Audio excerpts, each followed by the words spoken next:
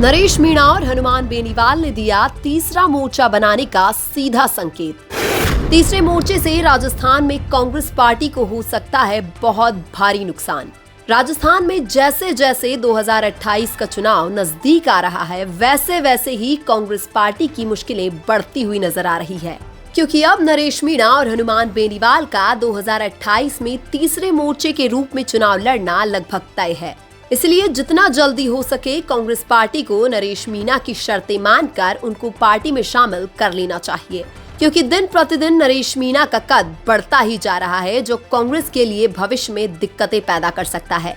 Congress party अगर अब भी नहीं संभलती है तो ये मानो कि कांग्रेस अपने पैरों पर कुल्हाड़ी मार रही है। भले ही अभी तो नरेश मीणा कांग्रेस में जाने को तैयार है, लेकिन बाद में ऐसा भी हो सकता है कि नरेश मीणा खुद ही कांग्रेस में जाने से मना कर दे।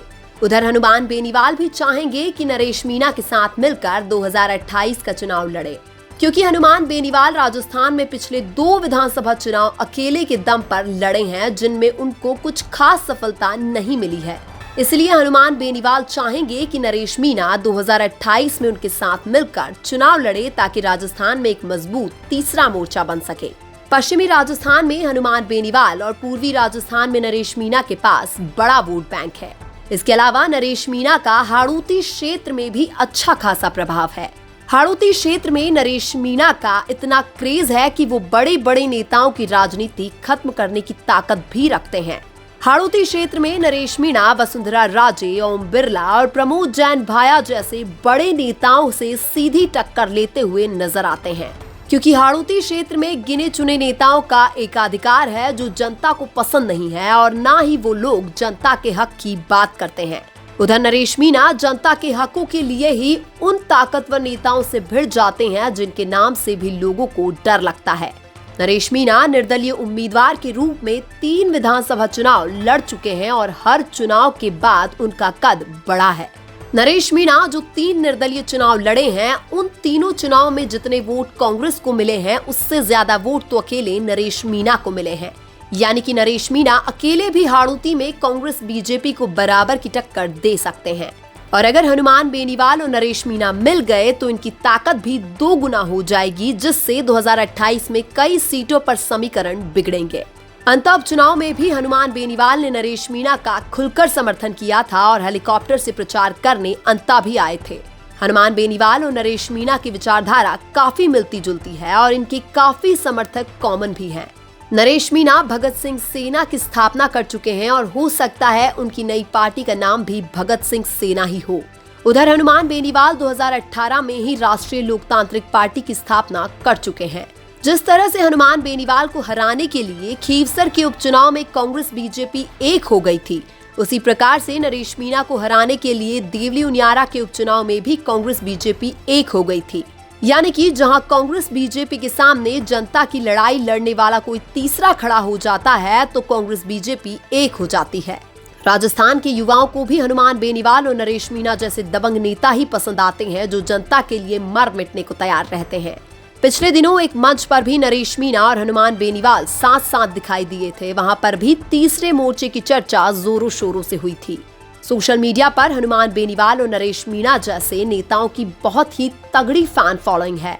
नरेश मीणा ने देवली उनियारा के एसडीएम थप्पड़ कांड और पीपलोदी स्कूल हादसे के बाद सुर्खियां बटोरी थी। पीपलोदी स्कूल हादसे के बाद नरेश मीणा का आमरण अनशन ये दिखाता है कि वो शांतिपूर्वक आंदोलन भी कर सकते हैं। नरेश मीणा ने पीपलोदी स्कूल हादसे में मरने वाले बच्चों के प्रत्येक परिवारों को लगभग 12-12 लाख रुपए की सहायता भी की थी। एसडीएम थप्पड़ कांड के मामले में नरेश मीणा 8 महीने तक जेल में रहे थे, जिसकी सहानुभूति भी उनको मिली थी, क्योंकि नरेश मीणा एक गांव की आम जनता के लिए एसडीएम और कलेक्टर से भिड़ गए थे। नरेश मीणा हमेशा बेबाक बोलते हैं, चाहे सामने कितना ही बड़ा आदमी क्यों न हो। हालांकि इससे कई बार उनको नुकसान भी होता है। उधर हनुमान बेनीवाल भी किसी से नहीं डरते हैं। वो भी अपने भाषणों में बड़े बड़े नेताओं को सीधा टारगेट करते हैं। हालांकि इन दोनों नेताओं के पास बहुत बड़ा जन समर्थन है, जिसके दम पर ही इन्होंने राजनीति में अपनी पहचान बनाई है। राजस्थान में तीसरा मोर्चा बनने से कांग्रेस और बीजेपी की वैल्यू कम हो जाएगी, क्योंकि युवा नेता सबसे ज्यादा तीसरे मोर्चे में ही देखने को मिलेंगे। आज के जमाने में चाहे सरकार बनाने की बात हो या किसी पार्टी को सत्ता से बाहर करने की बात हो, दोनों में ही युवाओं का बहुत बड़ा योगदान होता है। तीसरा मोर्चा बनाने से युवाओं के लिए राजनीति में आने के नए दरवाजे खुलेंगे, जिससे कांग्रेस बीजेपी की वैल्यू कम हो जाएगी। कांग्रेस पार्टी नरेश मीणा जैसे युवा नेता को ही टिकट नहीं देती है तो बाकी युवा नेता क्या ही उम्मीद करे कि कांग्रेस उनको टिकट देगी। नरेश मीणा ने टिकट के लिए लंबा इंतजार किया था, लेकिन फिर भी टिकट नहीं मिला तो उनको आखिर में बगावत करना ही पड़ा। और यही कारण है कि नरेश मीणा के अब कांग्रेस में जाने के कम चांस है और तीसरा मोर्चा बनाने के ज्यादा चांसेस हैं। लेकिन आपको क्या लगता है, क्या नरेश मीणा को तीसरा मोर्चा बनाना चाहिए या कांग्रेस में जाना चाहिए? कमेंट करके जरूर बताइए। वीडियो अच्छा लगा तो लाइक कीजिए और हमारे चैनल मीना की आवाज को सब्सक्राइब कीजिए। धन्यवाद।